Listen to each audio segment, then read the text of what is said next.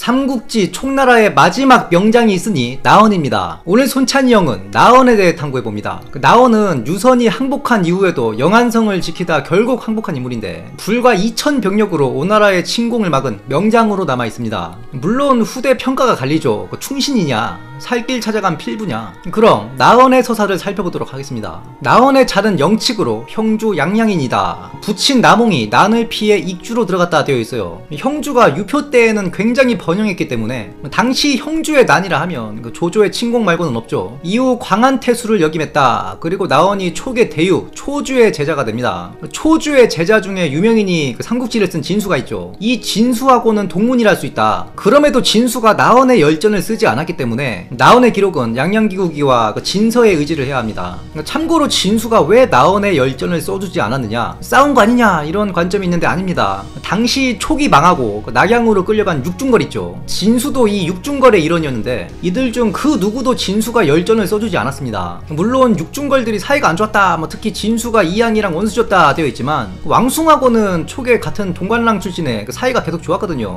촉서에 왕숭 열전도 없지 않습니까? 즉 삼국지 촉서를 보면 진수는 대부분 이미 죽은 옛사람들 위주로 썼어요. 진수와 같은 세대 사람들을 진수가 촉의 열전으로 쓰지 않았습니다. 그래서 나헌도 열전에 없는 게 당연한 거예요. 나헌의 이름이 헌이냐 헌이냐 이것도 논란인데 진서와 삼국지, 화양국지에는 법헌자로 되어 있고 양양기국이와 형주 선현전에는 헌신할 때 헌자로 되어 있어요. 그래서 배동지도 이 양양기를 주석으로 달아놓으면서 본정과 이름이 다르니 무엇이 진짜인지 알 수 없다 해놨어요. 다만 법헌자가 훨씬 타당하죠. 일단 위상부터가 다릅니다. 삼국지와 진서는 중국의 24사 정사에 해당하고 양양기, 형주, 선현전 이런 건 잡사라예요. 정사와 잡사의 위상 차이가 있다. 그리고 진수가 나헌의 이름을 촉서 통틀어서 딱 한 번 언급합니다. 파동 영군, 양양 나헌, 파동의 영군, 양양인 나헌이란 뜻이죠. 여기서 헌이라 되어 있어요. 진수가 동문의 이름을 오타낼 리 없다. 또한 양양기나 형주, 선현전은 후대의 형주 지방지이기 때문에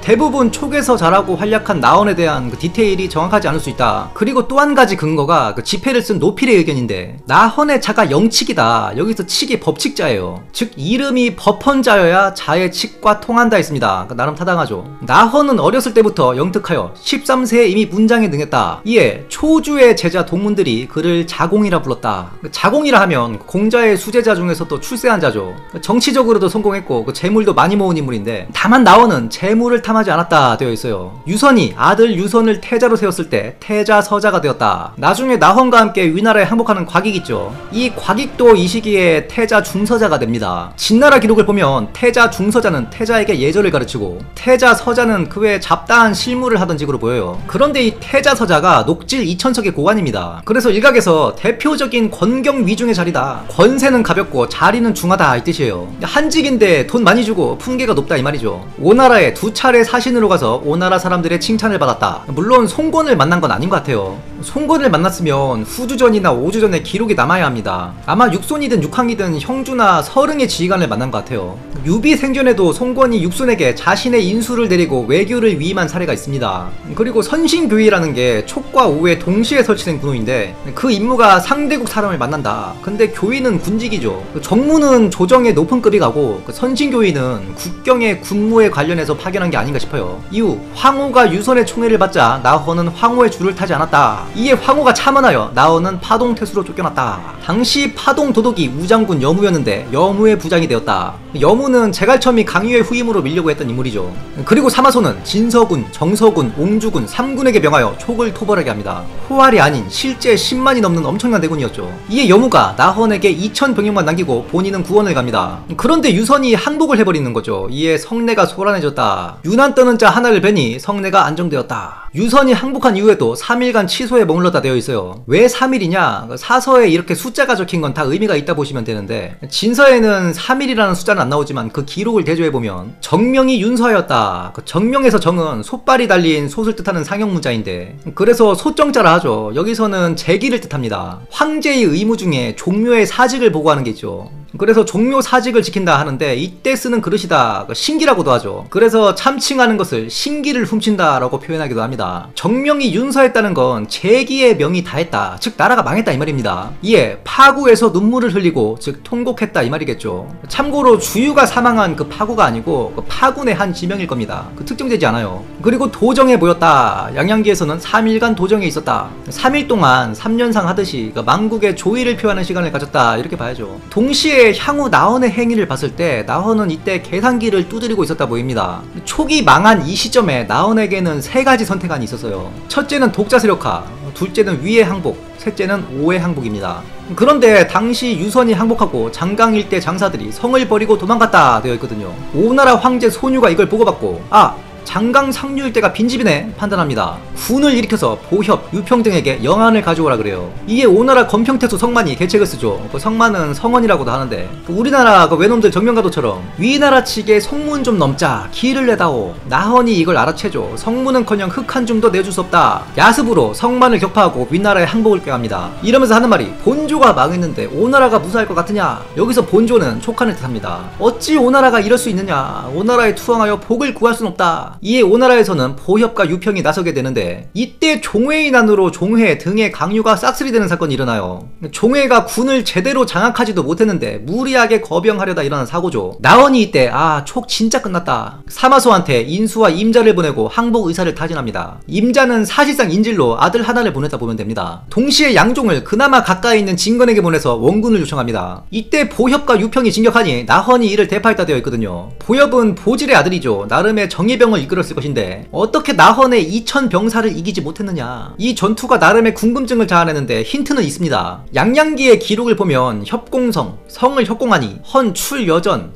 헌이 출병하여 함께 싸워 대파기군, 그 군대를 대파했다. 중국 고서가 참 주어가 없을 때 해석이 상당히 난해합니다. 협과 여, 더불어, 함께 이런 뜻인데 이 주어가 상당히 애매하다 이 말이죠. 당시 성은 포위당한 상태로 보입니다. 이 구문의 바로 전 서사를 보면 헌이 강에 임하여 능히 통솔이 어려워 양종을 포위를 돌파하게 하여 북의 진건에게 보냈다 되어 있거든요. 나헌의 군대가 강가에 있었다 이 말이죠. 즉 나헌의 출병은 성에서 이루어진 것이 아니다. 이 비슷한 작계가 하나 있습니다. 바로 여포가 패망할 때 진궁이 제시한 계책이에요. 병력을 둘로 나눠서 한 팀은 성 안에 주둔하고 다른 한 팀은 바깥에 주둔하면서 조조가 성을 치면 나간 병력이 뒤를 치고 반대로 조조가 외부에 주둔 중인 병력을 치면 성에서 나가 협공한다. 헌출여전, 헌이 출병하여 더불어 싸웠다. 누구랑 더불어 싸웠냐? 성내 군사들이랑 함께 싸웠다. 이런 해석이 가능합니다. 저는 예전에도 얘기했지만 개인적으로 당시 진궁의 계책이 상당히 탁월했다 생각하거든요. 조조를 이겼을 수도 있어요. 다만 진궁은 여포를 배신한 전적이 있었으니 진궁에게 성을 맡긴다는 게 큰 리스크였기에 채택하지 않았죠. 또 하나의 가설은 영안에는 백이병이 주둔했었죠. 다만 이 백이병은 유비 제갈량 시절 백이병이에요. 30여 년, 즉 한 세대의 시간적 갭이 있습니다. 초기 망할 때에는 다 할배들이고 이미 은퇴했을 것이다. 그리고 이 백이병은 엄밀히 말하면 중군 편제입니다. 영안에 주둔하게 된 것도 유비가 거기 있었기 때문이었고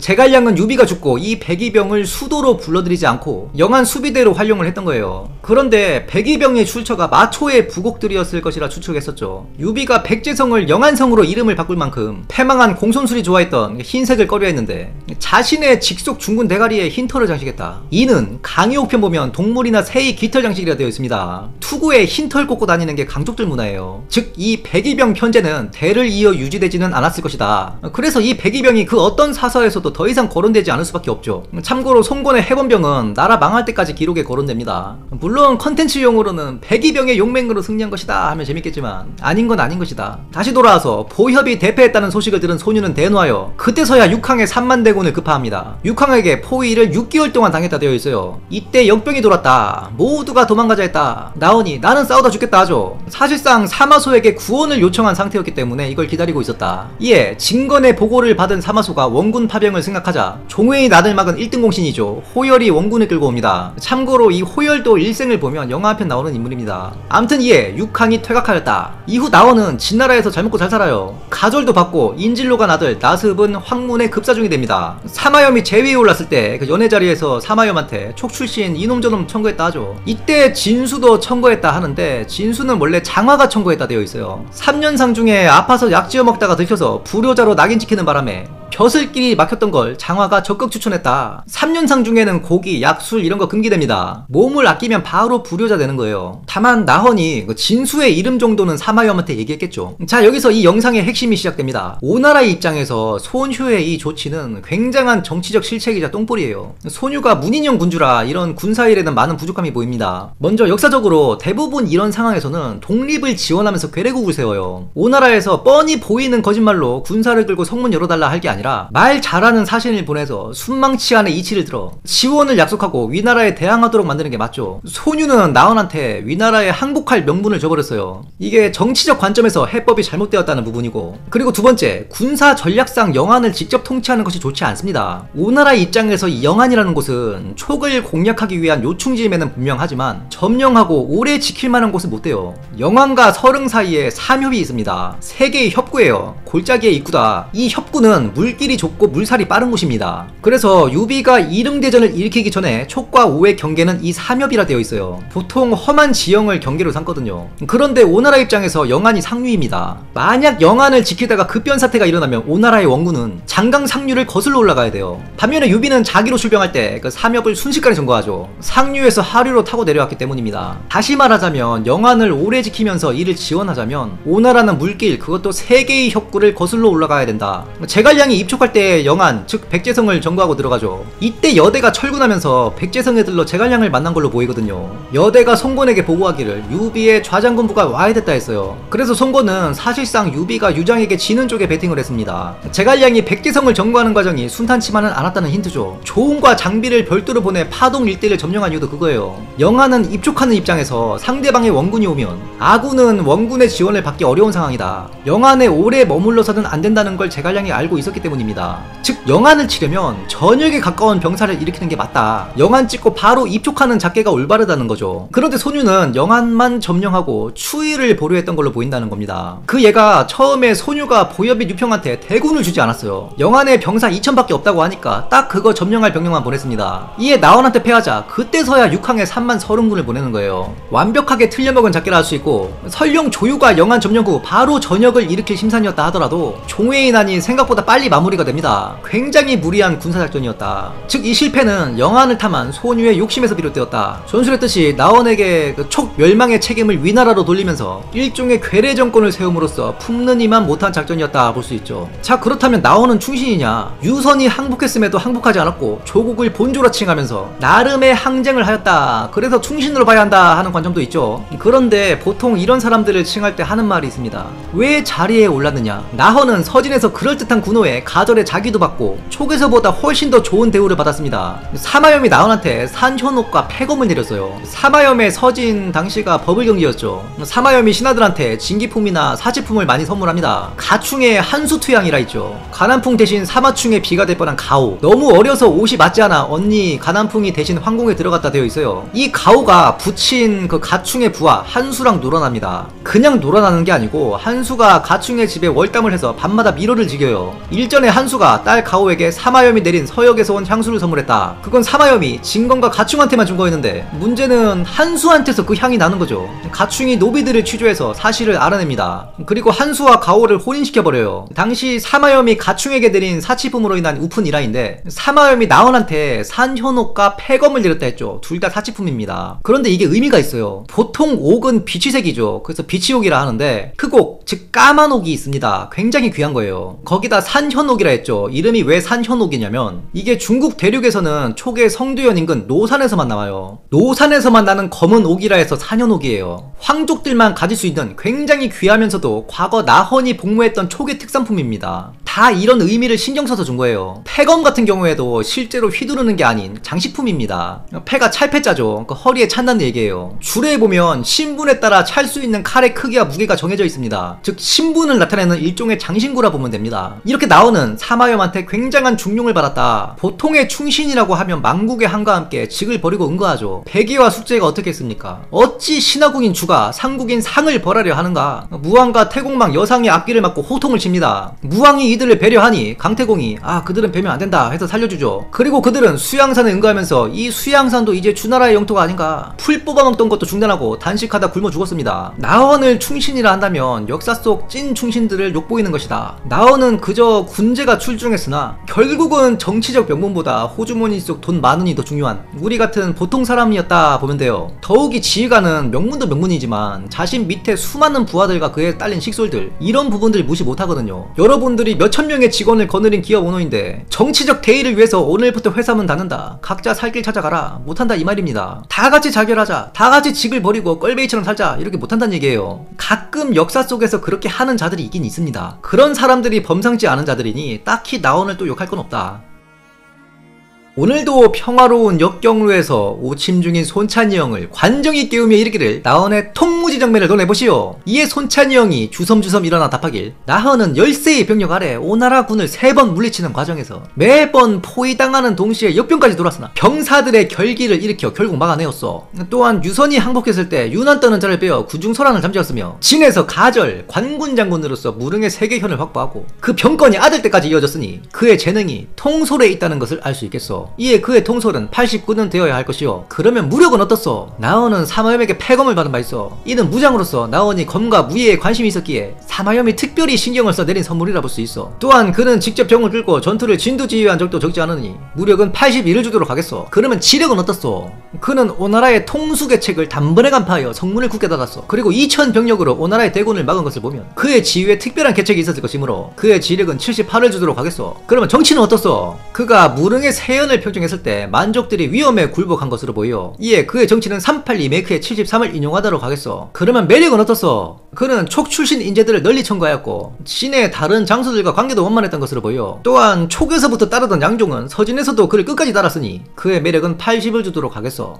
이를 듣고 있던 관정이 크게 웃으며, 나헌은 필부요, 네 이 사람 관정을 보란 말이오. 주군이 사망하자 도망치기는커녕 군자는 타인을 환난에 빠뜨렸다면 필시 그 환난을 함께 해야 하는 것이니 혼자 살 수 없다 하며 장렬히 궤도쳐서 전사하지 않았어. 이에 손찬이 형이 의아해하며, 어찌 그리 잘하시오. 왕찬이 그대를 평하기를 아첨에 능하나 지모가 없다 평했는데 그것도 사실이요. 이에 관정이 헛기침을 하며 급히 대청하니 손찬이 형은 껄껄 웃으며 다시 오침을 청하였다. 지금까지 적국에서 출세한 충신 나헌에 대해 탐구해보았습니다. 영상이 유익하셨다면 구독, 좋아요, 알림 설정, 하이프 부탁드리며 다음 시간에도 풍성한 내용으로 찾아뵙겠습니다. 감사합니다.